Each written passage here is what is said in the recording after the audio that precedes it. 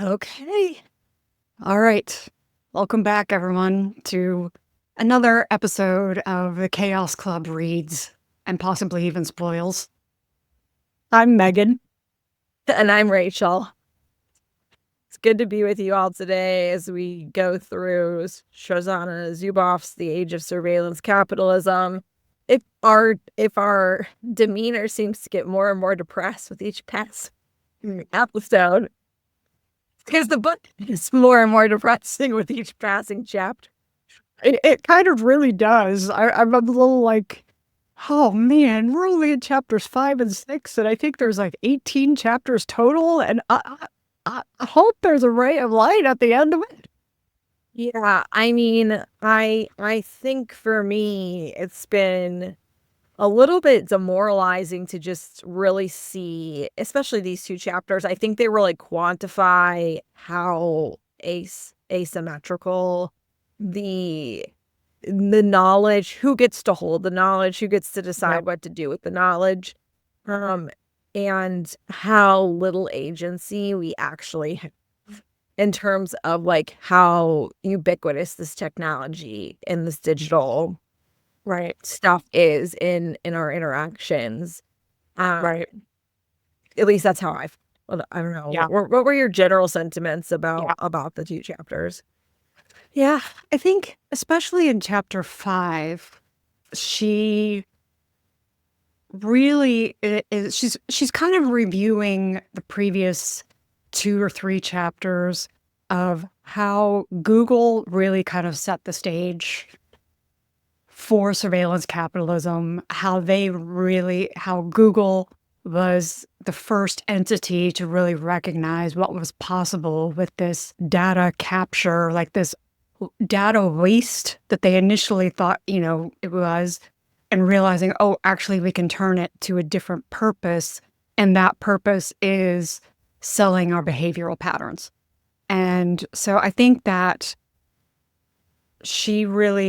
this chapter 5, she talks about the disposition cycle, and the 4 stages are incursion, habituation, adaptation, and redirection. And I thought her description of how they do that, it just kind of made me think a little bit of World War, where they, Blitzkrieg style, where it was just kind of, you never knew where it was going to happen. You never knew when it was going to happen. It was just this overwhelming show of force that you could not predict and could not recover from once it started.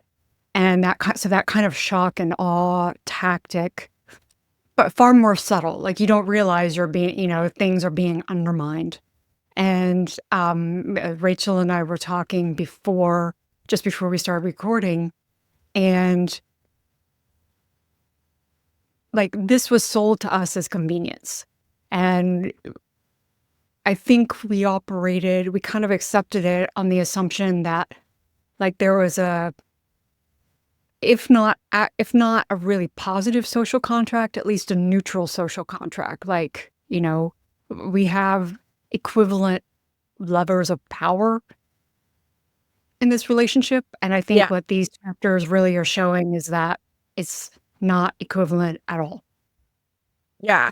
When she's talking about these basically, and one of the interesting things I do want to go back to in the previous chapters, and I was just kind of prepping and looking, is the connection between, and I say this all the time as a millennial, like, I think I'm very convinced that what makes a true millennial is your relationship to 9/11 and your relationship to the 2008 financial crisis. And like those two things together kind of create essentially your disposition in the world. And like how millennial essentially you are, like how much people are going to be like, oh, you ruined the diamond industry and you would have a house if you just stopped eating avocado toast kind of vibe about you. Perpetually shamed by the media for your like mere existence in this world and not doing better, and told that you're lazy all the time by the man. But I think it's really interesting. Toast is the true height of luxury here. Yeah, truly, truly. I think what's fascinating though is like the conversation in here. I was like, there it is again. There's 9/11 again. and a lot of the trading of privacy that the cultural moment sort of required, and the partnership between Google and the government, it Mm-hmm. actually like really helped me make sense of what's currently happening with Elon Musk and Donald Trump. Like, oh, we've actually like done this before. Right. What's more striking about this particular moment, I'm not gonna like minimize how like sort of ethically or like philosophically dangerous the Patriot Act was. And when we had that whole conversation, I was obviously younger at the time, and I was like, yeah, this seems like it could be problematic. But like at the time, you're like, but I also don't want 9/11 to happen again. Right. So well, whatever. Yeah. Yeah. Um, but I think what they talk about here is the like relationship between the she says um, about the cycles. She's in the third stage of the cycle when Google is occasionally forced to alter its practices. And like, this is the part that was like pretty depressing for me. Its executives and engineers produce superficial but tacitly effective adaptations that satisfy the immediate demands of governments, authorities, court rulings, and public opinion. Meanwhile, in the final stage, the corporation regroups to cultivate new rhetoric, methods, and design elements that redirect contested supply operations just enough so that they appear to be compliant with social and legal demands. And so I think like what's more disturbing right now is just like the way that even those really basic rudimentary legal demands as they currently exist are being actively dismantled. So like we Right. have this very similar partnership of like, here's Elon Musk and his tech. They even use the language earlier on in the book of like disruption. And I've Right. heard people use that language like, this is so great. Like we have a disruptor in the government. I know we talked about this last time, but I think that's the, and I think, but I also think, and what I'm noticing now in our current political discourse is there's like a lot of frustration, um, about like the sort of it's like the Chuck Schumer vibes that we're seeing in the Hakeem Jeffries, like basically the establishment Democrats right now. They're like, this is very bad. I'm very worried about what's happening right now. And then like they're going to these town halls too and getting reamed out for like, but the people are being like, do something. And I'm thinking Right. to myself, I appreciate the sentiment that you want them to do something, but like this book reminds me, at least we have for like 25 years been dismantling any Right. sort of like framework that like in a civil society would keep people like keep corporations checked. And Right. Yeah. now we're at the apex of it where like literally a tech dude is like, oh, he's not really in charge of Doge, but he's like around. So like again, it's Yeah. this like, oh, well, technically he's not. Right. Right. But he had like an office, but like he's not really in, so like you can't get in trouble. This is just like this is 25 years. This is the Yeah. outworking of it. Yeah. Yeah. I wish I could remember where I read this week, kind of a summary of some research that's been done recently. And it was a really high percentage, I think, of especially younger men with just this anti-system attitude. And that's kind of what we're seeing. Like, dismantling the system is going to fix the problems of the system. And I think, the crazy thing is like everyone's forgetting or no one's realizing that there is an existing government office to do exactly what Doge is being tasked to do. Yeah. It would have been nothing to go to that office and be like, do your job, and to give that office actual teeth in the sense of being able to enforce its findings and do something with it. Like that would have been like, that could have worked. It could still work, but now we'll never know because no, we're disrupting from the system from the outside. And I think what's really interesting, and I think Zuboff mentions this in chapter 4, where she's really talking about that shift, the Google military industrial complex, the willingness to subvert privacy for the sake of security.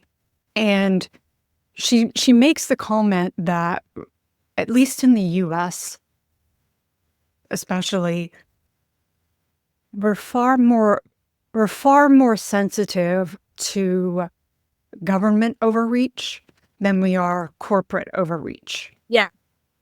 And I think that's what, and we want government and laws and policy to be deliberate or deliberated.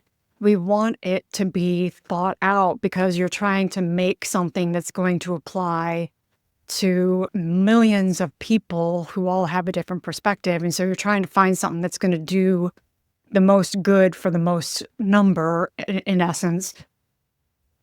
And that's a good thing, but that's the very thing that's leaving us wide open to this corporate overreach. Exactly. And now there's like such a I mean, it's been there before, I think under the surface. That's kind of what this chapter is pointing out, is the like partnership between the private entities and the government in the ways that they have not protected consumers. And in chapter 4, I think it also mentions this like ideal that was like kind of going around that sort of shaped everything and then really got jump started post like, well, not post 9/11, but it was really just sort of like the soup in which these like laws like self-regulation like as if, and it's just so naive to think that like corporations are gonna self-regulate, like, oh, like I'm hurting people. Like, they don't care. They just want your money. They talk about when she talks about the incursion, the picture that she gives, that first step. She says the first stage to successful dispossession is initiated by a unilateral incursion into undefended space. Your laptop, your phone, a web page, the street where you live, an email to your friend, your walk in the park, browsing online for a birthday gift, sharing photos of your kids, your interests and tastes, your digestion, your tears, your attentions, your feelings, your phase. The incursion is when dispossession operations rely on the virtual capabilities to kidnap behavioral surplus from the non-market spaces of everyday life where it lives. The incursion initiates Google's most basic, prolific form of dispossession, Aaron's repeated original sin of simple robbery. Incursion moves down the road without looking left or right, continuously laying claim to decision rights over whatever's in its path. I'm taking this, it says. These are mine now. And I think it's like, I mean, toddler. Right. Well, I mean, even to the certain extent, like, we're sitting here talking on this. What is this app that we're recording this on taking from us? Our dialogue, our facial. We don't actually even know. Neither of us, like, because none of us read terms before we like said this looks great. And like, even if we did read terms, the whole point here, though, because they want you to think it's the Cinderella situation. Like, oh, you could actually get all the work done and still go to the ball.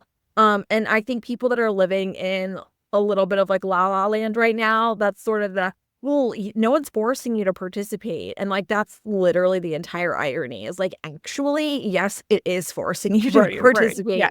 And there's no human way to read all the terms, to make informed decisions, because we're in a situation now where it's literally so deregulated and so not in favor of the consumer that there is absolutely no step that you have zero capacity to rely on the goodwill of an organization. Everything that is a convenience is actually extracting something else from you.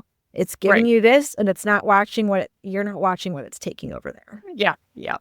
And we were sold convenience. And we're like, well, sure. Why wouldn't we want something more convenient?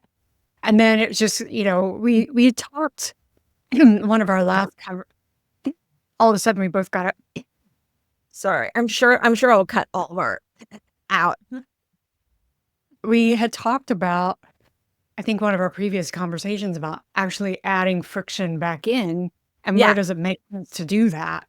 And I was saying before we recorded, one of my projects this year is to research and find an email service, calendar, contacts that I'm willing to pay a little bit for, so that I can get off the free convenience. Of course, the frustrating thing about that is everything, like, everyone has hopped on the Google bandwagon. So it's so easy to just Google Calendar and send a meeting request and add it to your Google Calendar and have it follow you in the cloud. And so all of that is just kind of, so adding friction means, stepping back and saying, am I willing to continue doing this? I mean, they already have 25 years of data on me, so it's not like I haven't, they haven't gotten something from me. It's not like they won't get something from me. But it's just kind of like, am I willing to add some friction into this relationship, into these interactions? Am I willing to be a little more thoughtful about it and at least kind of wield my own small lever where possible? Yeah, yeah. I think that it's almost like, yeah, do you like create like a second persona? Like you like, here's my online persona that like, okay, I will make all my appointments in Google or whatever, but like I won't functionally use it on a day-to-day basis. Like I'll use that Right. and transcribe it into a notebook and like walk Yeah. around. I don't Right. know, like, and you leave Yeah. your Yeah. what if we like left our phones like at home and turned them into like house phones functionally? And Yeah. like Yeah. what would Oh, you that mean a be like? landline? Yeah, like essentially like take your phone and like attach it to the wall with like a cord that, like you Yeah. can't leave. And Yeah. then like, I don't know, like Yeah. what would happen if we did that? I don't Yeah. know. I actually don't even know how we would live at this point. It would be Sure. such an Yeah. Yeah. interesting It would be an exercise. interesting. Yeah. I mean, so for probably since the beginning of the year, at least, I've taken kind of a low tech, no tech Sunday. I don't turn on my desktop. If I have to do something, I'll use my laptop because I don't like working on a laptop for very much. So I don't enjoy being on it. So it's an incentive for me to kind of do what I need to do and then get off. I barely check my phone. If I read on my Kindle or I read a physical book. I can't tell you how much like household stuff I get done, but I can't tell you how much deep work I get done on Sundays. Yeah, I Reading think it people, would be writing, a like just, genuine yeah. yeah. I just give myself permission to sit here and stare out the window. And it doesn't take 5 minutes before I'm like, oh, there's a thought. And then I'm off, and 2 hours later, I've got this whole body of work that I've been thinking about for 5 months. Yeah.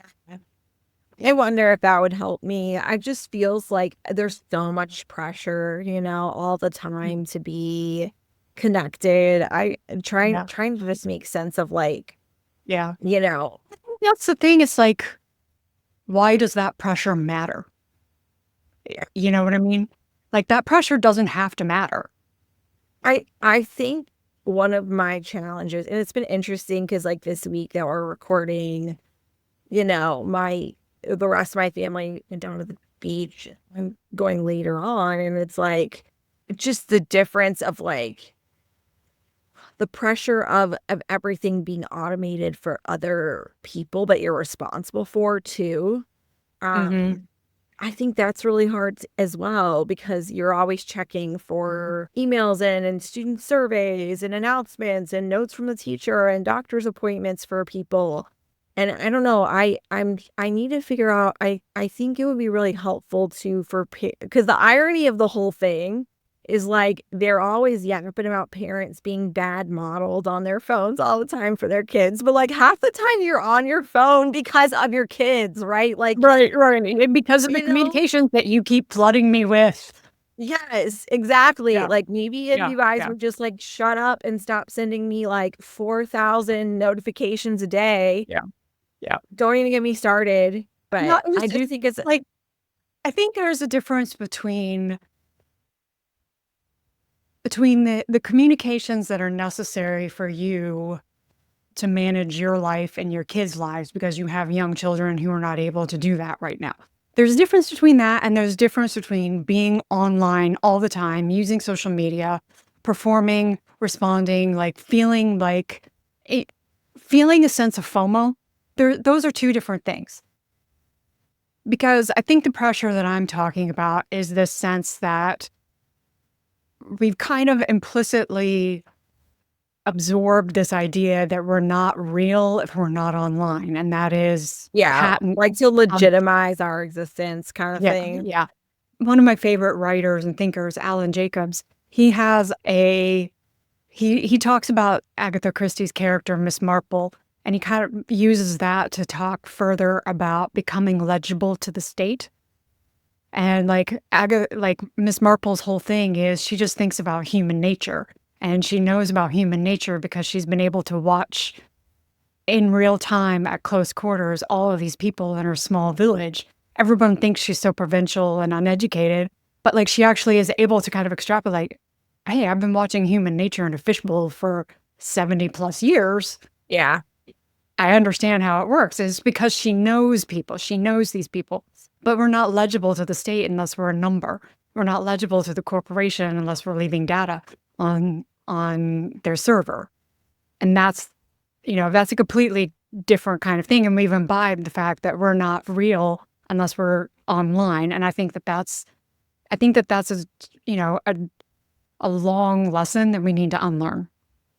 Yeah, for sure. Especially because these people are like not our friends. Let's talk a little bit too about Google's Street View and just like how trashy Google is. Like, I think we are underestimating like how much corporations will just straight up lie to your face.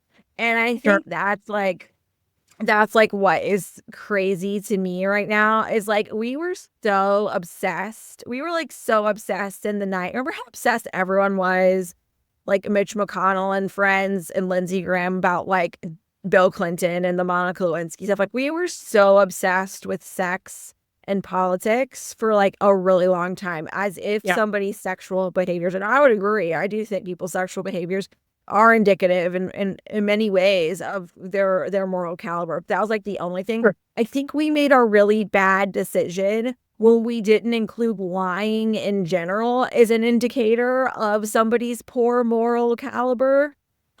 Because these companies just will straight up lie and then gaslight you when you call them on it. They're like, well, I would actually say it like that, which is like that hysterical part. So I don't want to, just to give our listeners a little bit of a summary. Okay. So Google has this like Street View thing where they're like taking pictures. You know what Google Street View is. Obviously, you know how the story ends because we all use it now. Right. And everything's basically. And then in like Germany, they were like, Germany accuses them in 2010. The Google Street View operation was camouflaging a covert data sweep. They said Street View cars were secretly collecting personal data from private Wi-Fi networks. And Google's like, no, we're not. We're not doing that. And they're saying we're not doing that. It's literally like the story of like the Garden of Eden and the serpent. Like, we're really say that? Like, really say that? Yeah. Did he really say you would die? But like they're saying, no, we're only gathering publicly broadcasted Wi-Fi network names and the identifying addresses of Wi-Fi routers. As if that's not bad in the first place. Like, let's that's all we're doing. But they're like, no personal information sent over networks. Okay. And then Germany does this independent analysis. And then they said, no, we can prove decisively that Street View is cars were extracting unencrypted personal information from homes. So then Google's like, oh, actually, we did actually intercept and store payload data, which was like included personal information grabbed from unencrypted Wi-Fi transmissions. So then it says, and it's a blog post, it says, in some instances, entire emails and URLs were captured, as well as passwords. Like, okay, like at this point, this is problematic. Like, oops, we grabbed your passwords. RB, like, no, sorry. Like, if you lied twice, right? And the trickle truth is coming out from these corporations. Why is nobody being like, dude, this is toxic behavior? Well, then finally, technical experts in Canada, France, and the Netherlands discovered that the payload data includes names, telephone numbers, credit information, passwords, messages, emails, chat transcripts, as well as records of online dating, pornography, browsing behavior, medical information, location data, photos, videos, and audio files. They include that such data packets could be stitched together for a detailed profile of an identifiable person. I just want to let everyone know, if you were like concerned about everything coming to light on Judgment Day with the Lord, you don't even need to worry about that because that day has already come. I don't know if you all realize this, but like all those corporations, all your stuff's already come to light. Everything you're doing on your private search history, everything you've ever searched, like they already know everything and can make a composite. So then in classic, just so everyone knows, in classic, like white collar, mid, sort of bad management, they like blame it all on this dude. They're like, oh, it was a mistake. It was a mistake made by a single engineer working on an experimental project is what they say. Like, oh, so sorry. There's always a scapegoat. Well, then, in the end, the FCC found evidence that contradicted Google's scapegoating narrative. The records show that the engineer had emailed links to his software documentation to project leaders who then shared them with the entire Street View team. So, like, to me, this is just such a classic. And so she does a great job, I think, explaining and situating the story. These corporations don't care about you. They care about your data because they want your money. They're going to lie straight to your face. When you call them on the carpet for the lie, they're going to give you just enough of the truth. It's like literally having a toxic marital partner who is like unwell. And you call them on it and they're like, oh, actually, you're right. I did like this little thing, but it's not really like that. And then you find more stuff comes out. Yeah. Admit to the small thing and then hope that they forget about the big thing. And I think, what was it? At the end of chapter 5, she's talking about, surveillance as a service. And she talks about how this expands beyond just kind of advertising to people who want to check applicants for apartments or vetting employees. And I thought that this was so interesting. There's one service firm, she quotes a CEO, who says people will give up their privacy to get something they want. And so I think that's also the frustrating part, because we have to reckon with our own complicity and our own willingness to sacrifice or to give up something that we don't think is important. And it just kind of like, it shows where our value sets are, which I think is interesting. Yeah, I think to a certain extent, but she does this a little later when she talks about like, are we working with machines or for the machine? Like people would rather hire a machine than like hire a really smart person. And there are like, I do think that we need to look at our own individual part of this, but like the asynchronicity at this point is so high that like it's a privilege to even be able to say, right? Like, if you were poor, if you were a kid out of college and you needed to eat, you could say, okay, I will just eat apples from the store and not go to Jersey Mike's or whatever, which is my new favorite sub place these days. Jersey Mike's, yes, sponsor me. I'm just kidding. Chicken curry cheesesteak, pretty good. Jersey Mike's, not sponsored. That's what my husband gets. I'm like really obsessed with the tuna salad, and people have looked at me like I'm really weird. So I guess I'm outing myself that I'm a tuna salad lover here on this podcast. You heard it here first. I like tuna salad too. What's the problem? I know, right? Okay, their tuna salad is so freaking good there on the rosemary bread. And like to the extent that like I had intrusive thoughts about Jersey Mike's for days that I forgot that I'd gone to Jersey Mike's. And then I went to Jimmy John's and I was like, why is this tuna sub not as good as the one I got at Jersey Mike or that I got the other day?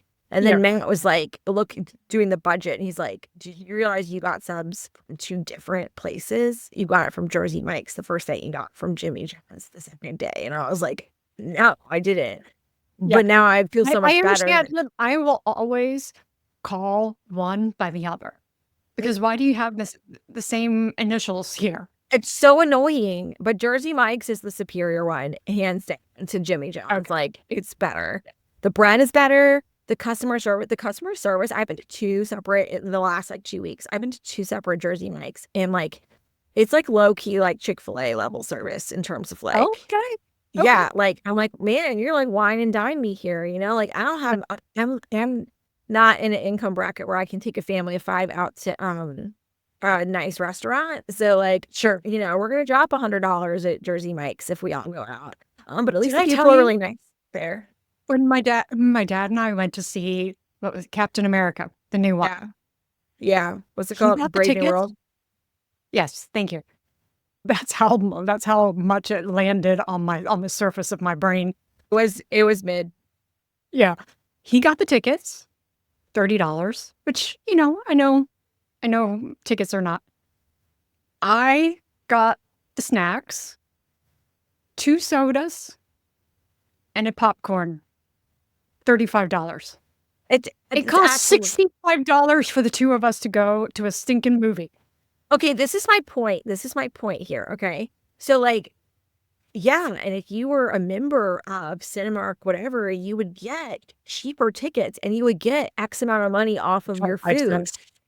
And guess what they're doing? Because you sign up for their little ad, they're taking your data, right? Like they are noticing what you're doing and then they're either they're selling that data for money or they're doing whatever, like I'm not accusing Cinemark of doing this. Please don't Sure, hurt me. yeah, Cinemark, yeah. please don't come see But me. it's just ever since Google set the standard, everyone Yes, else is like, hey, how can why should they have the whole pie? How can we get a slice of the pie? Understandably, this is how economics, this is how markets work. I'm not saying this it shouldn't do that. I'm just saying why, the choices that one company made set the standard for everybody else. And I don't know how we get around that because it's like Yeah. individuals making choices when this is so deeply ingrained in the literal function. The only way, it's like the same thing where like tech bros send their kids in Silicon Valley to Montessori schools where they don't play with screens all day, right? We don't have middle class people, working class people don't have the luxury of acting out because it's too expensive now. When we're holding this much money, right? It's the whole Amazon like flooding the market on that, remember diapers.com, that whole mess where they like tried to remember they tried to sell diapers and Amazon's like, cool, we can outplay you on this. Like we will sell diapers cheaper than you sell it because you won't sell to us. Like we won't sell your company to us. We'll just sell diapers for cheaper longer until eventually you can't exist anymore. And then you will die and we will make a loss on diapers the whole time. And then we will jack up the price again. And they do it with books too, right? Like as somebody who works in the publishing industry, right? Everyone has to understand, like, and I feel when the cheapest place you can buy a book is Amazon. And you're like, I don't have a lot of money. I want to support an author. I want to buy a book. And the cheapest place that you can buy it is Amazon.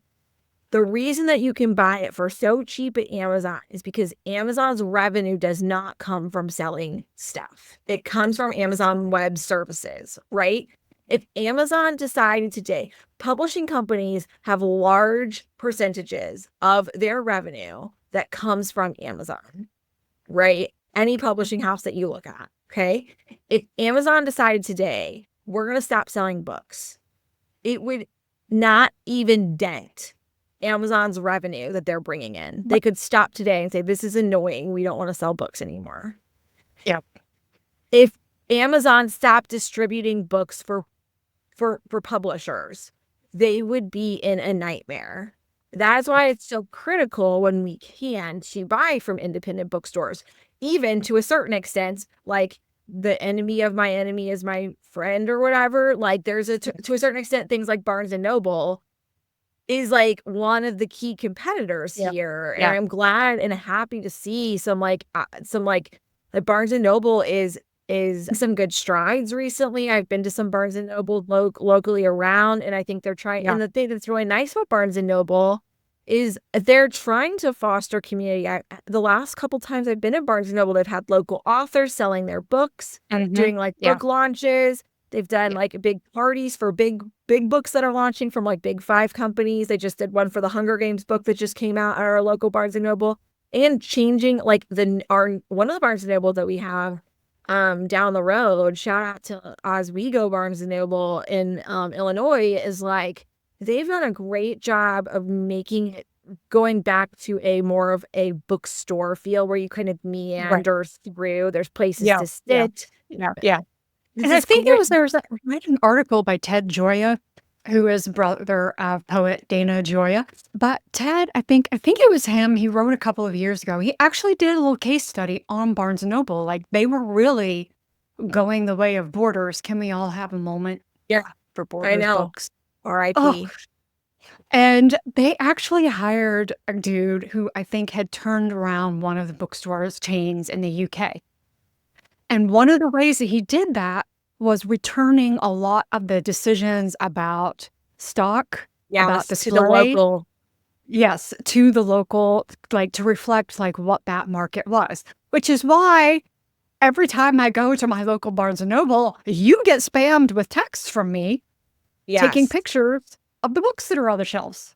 They're doing a great job. Now, I do think that as a person that works in publishing personally, I'm not speaking obviously for anybody that I work with or my company. This is just me personally as somebody who has experience in the industry. Like I'm very pleased with what Barnes and Noble is doing. And I like it makes it exciting to travel too, because like you don't know, like, oh, there's a Barnes and Yeah. Noble here. Like, what's this Barnes and Noble going to look like? I think they're doing a great job with some of their Barnes and Noble exclusives as well, Yeah. which I will Yeah. talk about later when we go, because I have one of my TBR books for April. I just bought at Barnes and Noble. It's a Barnes and Noble exclusive. And so I'm just like this is not sponsored. Barnes and Noble does not know who I am, other than the fact that they are definitely again collecting data on me because I'm one of the executive members or whatever. And okay. You buy enough from them. Well, but I just want to respond to that because like I love going and browsing around Barnes and Noble. But like you, like many people, I am on a really limited budget. And I have to decide, am I willing to spend $32 on a new hardback? Yeah. And 9 times out of 10, unless I'm pretty sure it's one that I want to keep in my personal library for a very long time, 9 times out of 10, I'm not, because I can get it cheaper on Amazon. And I hate making that decision. And it's one of those things where I'm like, at some point, you're going to need to decide if you're going to keep making this, like, like pre-decide. Are you going to keep making this decision? Are you going to go to Barnes and Noble purely for the purposes of browsing? Or are you going to go in order to buy something? I will say also, Barnes and Noble does a fantastic job with good notebooks and good stationery. Oh and yeah, their stationery is great. The Japanese Midori notebooks, worth. Anyway, another sidebar. But yeah, I'm just saying, like, music I get too. I've seen a Resurgence at Barnes and Noble, the one that the Oswego one. They're so different. We have one in Joliet, and that one's super cool. And then we have one in Oswego, and they're so different. And I love that because if like one doesn't have what I want, I just go to the other one. Yeah. They're fun. People are really personable there. Vinyl, but they sell vinyl. They sell CDs. Yes, the vinyl. That's what I was gonna say. CDs. Yeah, but the one in Oswego has a really awesome vinyl section now, and it's definitely making like people are sitting there and they're like looking at them. It's just there's tons. The library is very large, and it like makes me kind of want to like. I've been thinking maybe I want to get whatever it's called, a record player. When I first got my record player, I think my parents had one when I was younger, and at some point when the format of music was changing, they got rid of it.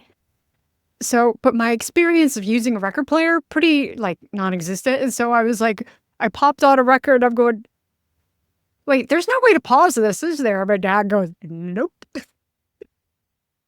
And there's no way to like switch to a different song. Nope. But I actually kind of like that because this goes back to, these are decisions that this artist made for how they wanted to lay out their album, for how they wanted to tell the story through their music, for what they wanted to say through their music. And they intended it to be heard as this comprehensive experience. Yeah. And the vinyl, like, playing a record that way gets you much closer to that. Like, I love a good shuffle playlist, don't get me wrong. But there is something about listening to an album as a concept, as a whole entity in itself, as the way they laid it out. And I think that that's a really cool way to recover who we are, like recover personness in the face of data.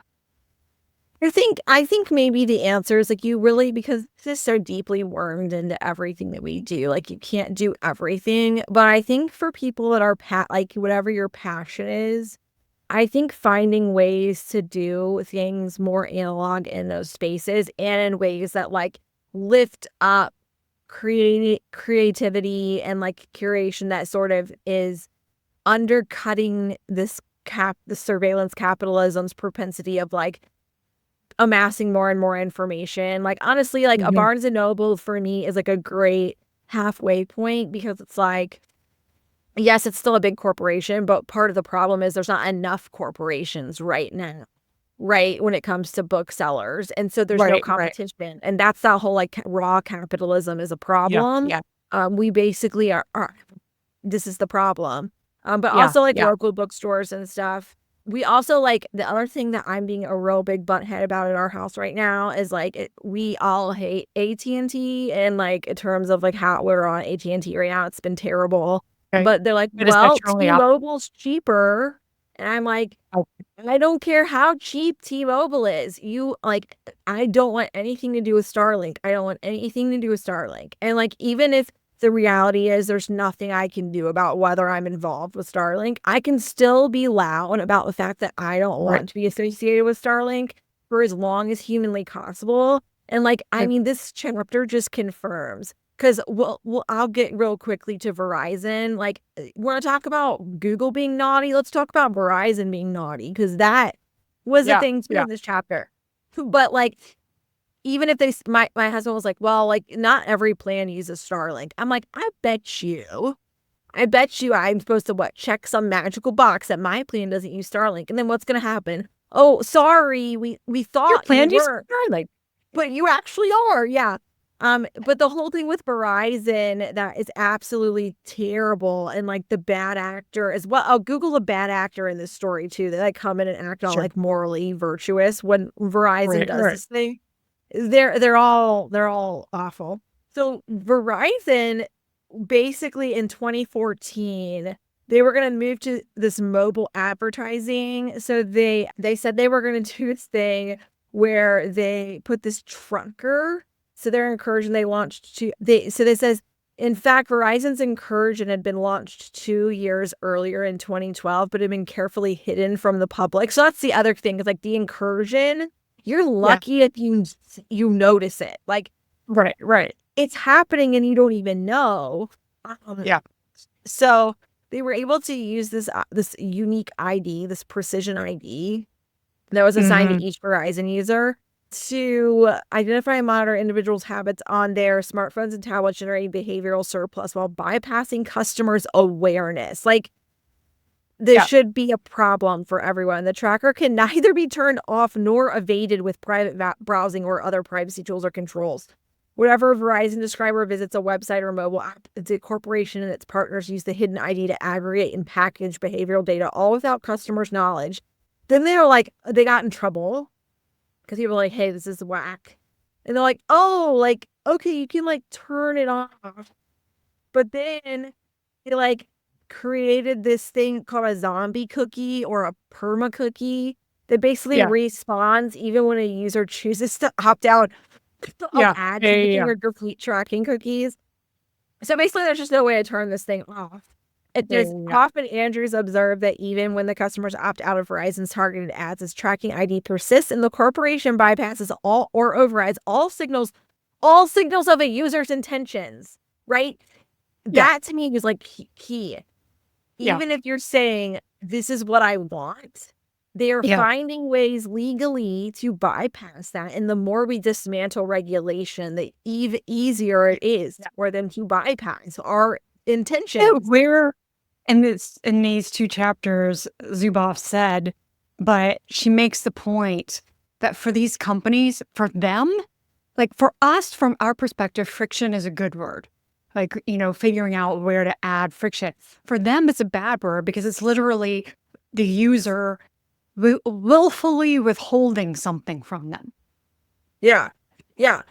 I want to take it. You're like, you just have this moment of like, wait, what? I thought I was allowed. I thought that was part of being a person in the world was I could make this choice.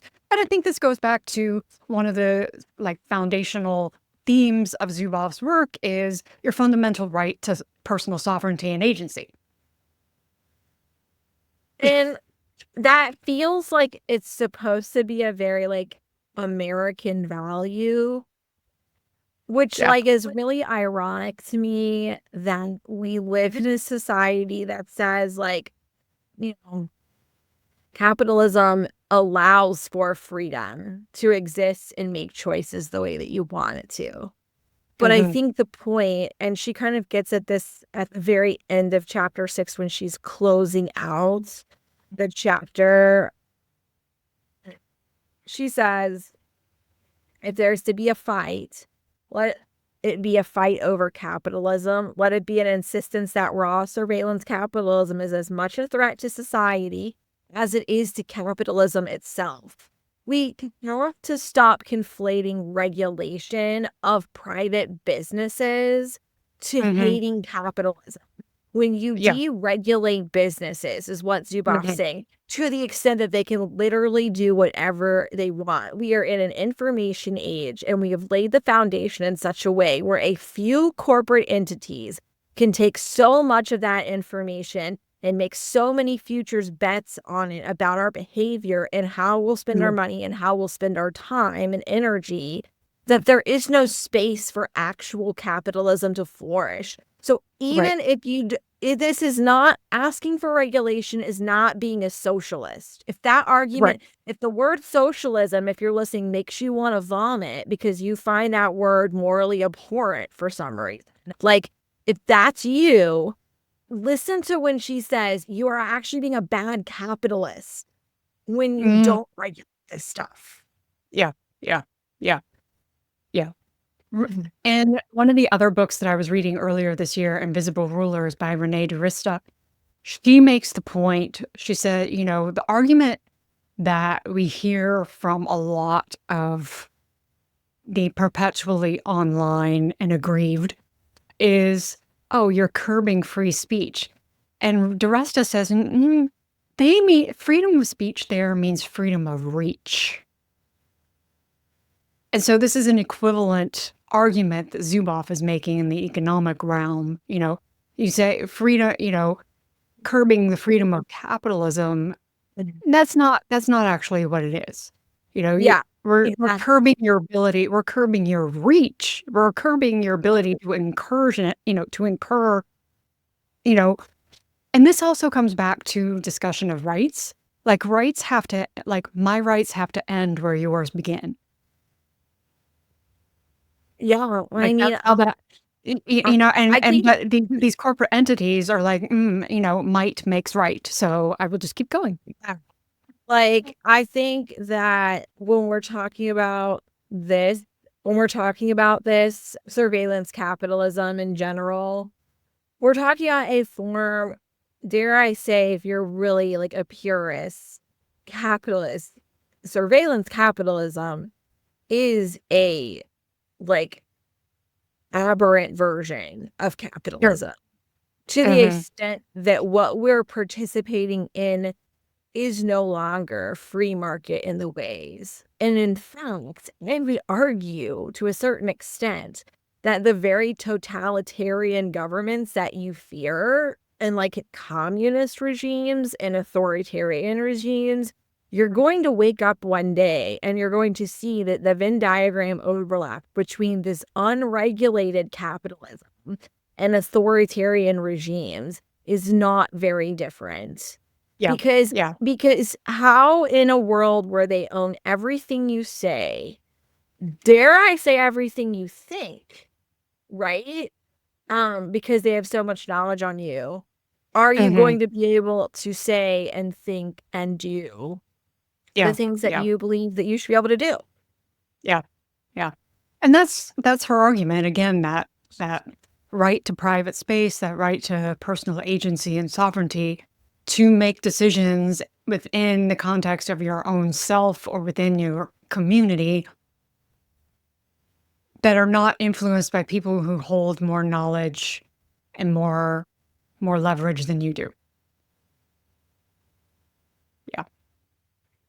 So I think that's Sure, nope. probably good. I'd say the last 4 chapters that we've read here are really getting into the data of her entire thesis in the first part of this book.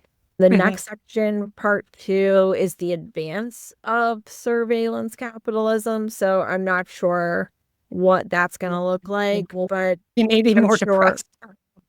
I'm sure we'll be even more depressed the next time you see us. Tune in next time to see if I completely crash out in this episode. Yeah.